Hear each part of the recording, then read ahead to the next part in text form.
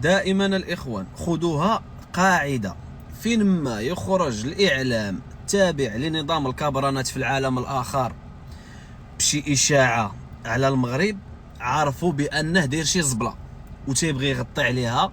باش كيبغي يغطي عليها تيحاول يثير الانتباه للمغرب، أو أنه يوجه العين في اتجاه المغرب باش حتى واحد ما يهضر عليه وما يتسوق ليه.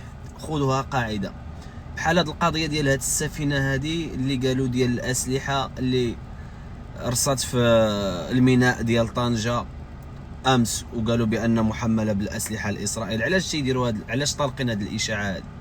باش الناس ما تعيقش بان النظام ديال الكبرانات تيورد او تيصدر الغاز لاسرائيل من بعد ما مصر قطعت عليها الغاز، كيف ما غادي تسمعوا في هذا الفيديو. سمعوا.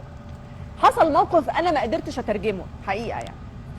طبعا احنا المفروض في سفينه اسمها سي بيك كاتالونيا، دي سفينه اسرائيليه. السفينه دي وصلت مصر عشان تاخد غاز مسال حسب الاتفاق ما بين مصر واسرائيل، ولكن بعد الاحداث وبعد اللي حصل والجرائم والفظائع والجنون اللي بيحصل في قطاع غزه، مصر رفضت ان هي تدي السفينه دي الغاز المسال. فالسفينه الاسرائيليه اتجهت بعد كده على الجزائر، والجزائر ادتها طلبها بالكامل، ادتها الغاز المسال.